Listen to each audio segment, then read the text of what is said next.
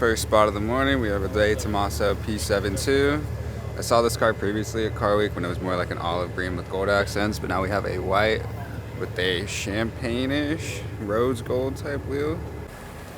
And then we have the front here with the kind of pinkish stripe and the bug eye headlights with the doors that go up. But yeah, cool to see one of these again. Haven't seen one in a little bit since the green one was here last Car Week. And then looking at the side of the car, you have these very interesting shaped intake vent, the big black clamshell, champagne wheels with a very low diffuser. And then you kind of have this cream and rose gold styled interior with the carbon bucket seats and the 2-point harness, but open gear shifter as well.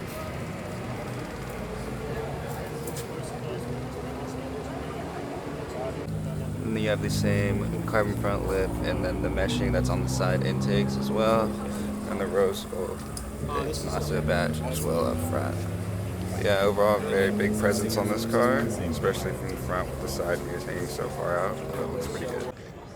And at the Cars on the Avenue type event, we have a GT40 here in this beautiful blue and orange livery.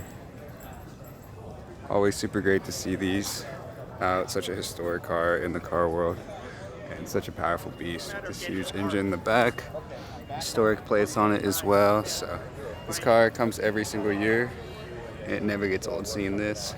Then we have a Shelby Series 1 here, I believe one of 249 made. It's kind of designed to be a more modern Shelby Cobra, but it's super cool to see. You never really see these around in this gray and blue livery. And then it has Carroll Shelby on the seats here with obviously a manual transmission. And then we have a 911 Singer here in this beautiful icy blue. We have this very unique pattern on the interior. Alright, then we have a Porsche 959 in this reddish orange color here. Very good to see. I believe one of 337 built, but great design. Super good to see out. Rear view here. This body line matched spoiler, but nice to see in this color out and about.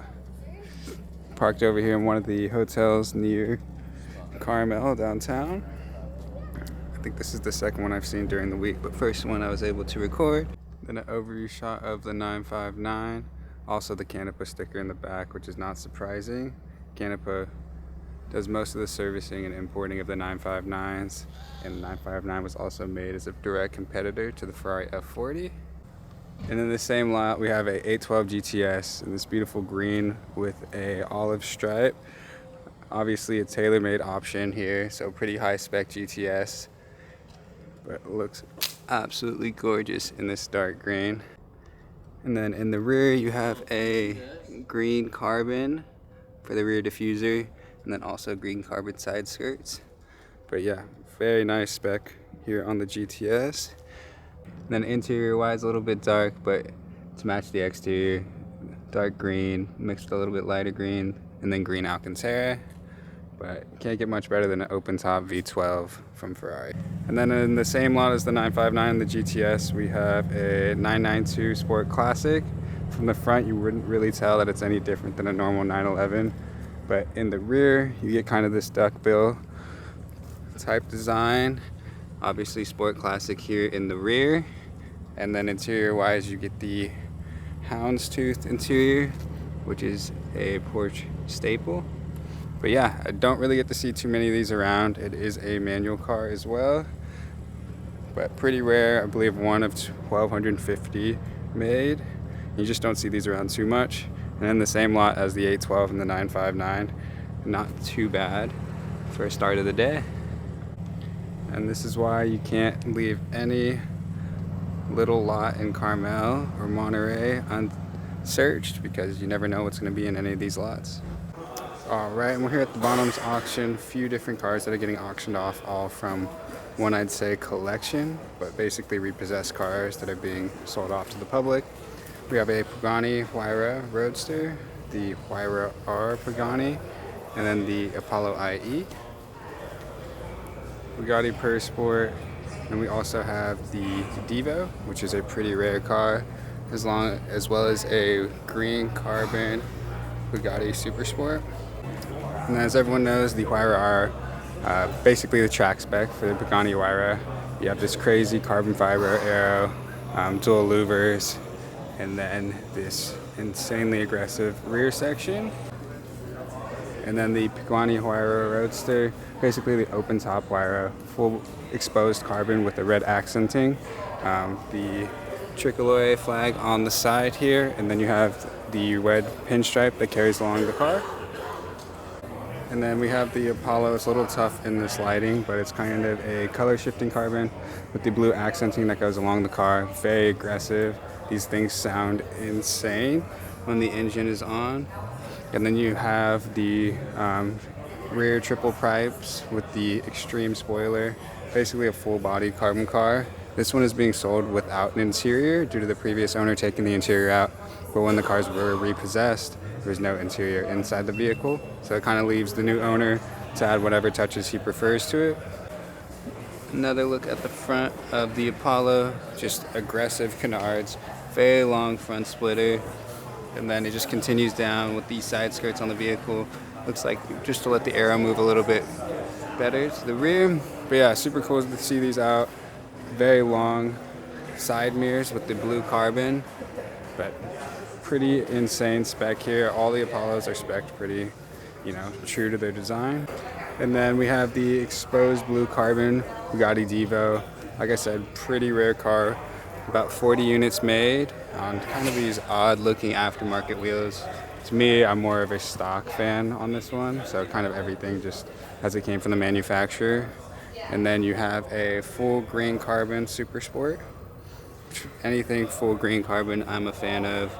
Green on cars is just such a tasteful color, and I think on the Bugattis it just adds another staple of class to it, but Super Sport's very aggressive. And then you have the Divo here with the blue, like lighter blue and then darker blue, with an elephant on the headrest, which may have a meaning there, but yeah. And then lastly, the Pur Sport here, kind of the track weapon of the Bugatti lineup. A little mix of track handling, and then you have the comfort of the normal Chiron line. But these are always aggressive to see. Full carbon front end with the painted, which it's nice to see some cars that are still painted and not a full carbon body model.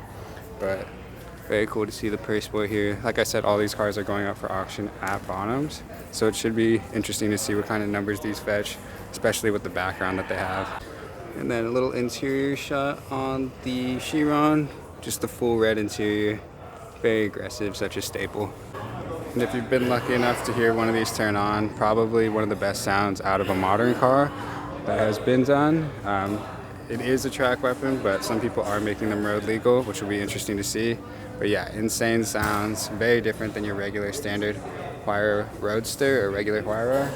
And then obviously the Apollo IE, amazing sound, kind of sequential gearbox type noise when the car is on the road. And then coming over to the last two cars that are inside this room, obviously your standard GT2 RS, and then a very unique Koenigsegg Regera with pink striping. Not really my taste, but a pretty bold spec. Full carbon body as well, carbon wheels. And this is one of those cars, I believe it's just one gear. Supposedly they do have quite a few problems, but again, I'm not one that owns it. Just kind of words that are passed around in the car community. But still super cool to see Koenigsegg does such beautiful carbon work. And it's really tough to decide which one is better between Pagani and Koenigsegg.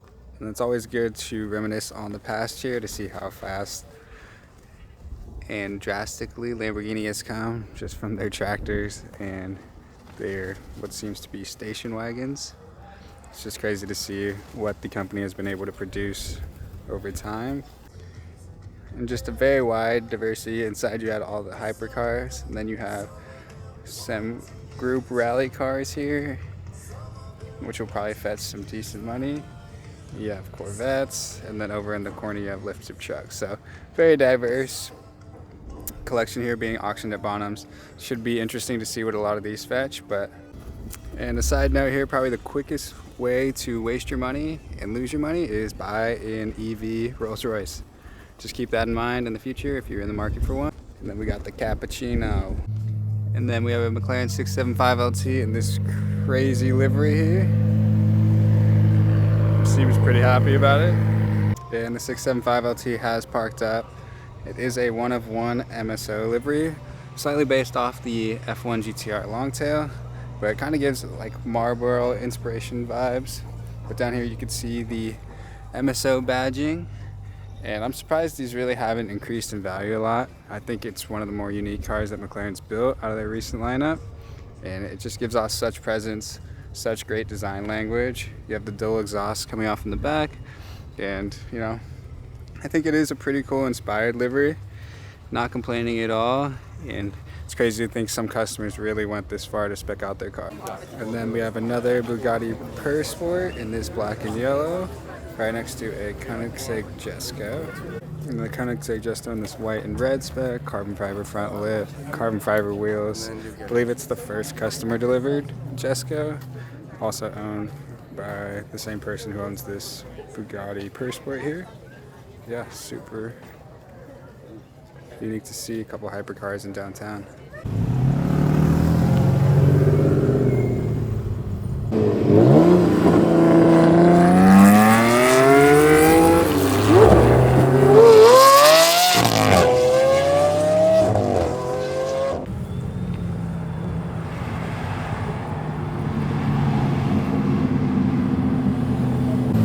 And then we have the Momo Edition Diablo again. Then we have the Diablo SC30 in the classic color here. Probably the best spec SC30 in my opinion, color-wise. And then outside of RM Sotheby's, we have the two Porsche GTs from the Porsche event in Monterey yesterday. But in a little bit better lighting setting, you have this one in this beautiful yellow color, and then just the standard black Porsche GT. But nice to see both these in a better setting, a little bit more light to it, but you can see the actual colors on the car. And it looks like this black one has some aftermarket wheels on it. Looks like carbon fiber lips. Seems somewhat of an OEM look, but nice to see a little bit of variety on the cars. And then as far as special Porsche Carrera GTs go, this is Signal Yellow, which is a one-of-one Porsche Carrera GT, which is crazy to see out in the wild. I believe this was down in SoCal last weekend. And then here we have the LaFerrari Prototype. It was one of the test mules for the making of the LaFerrari, and it cannot be road registered at all. So kind of more of just a collector's piece for the history of the LaFerrari. If you wanted to add that to your collection, I believe there was 3 different phases of the car. This one's more based on the 458 body style, and as it got towards the 3rd model, then it was most like similar to the LaFerrari, but still very cool to see. I believe I saw this at Mecum around 2 years ago.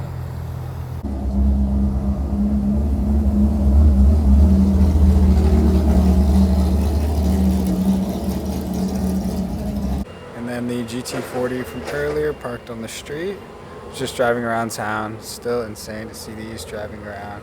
Just a quiet town like Carmel, but so cool to see. You really rarely see anyone these GT40s with the real historic plates, but it's still really nice to see throughout the town, making a ton of noise. And last spot of the night, Hennessy F5, Hennessy. Super cool to see downtown. Probably the first of many Hennessy's to be seen this week, but always good to see. Probably the last good supercar to come out of, or hypercar, out of the American side of the hypercar world, but it looks amazing. This yellow, super aggressive body lines, fended louvers, huge carbon wing, but it looks incredible.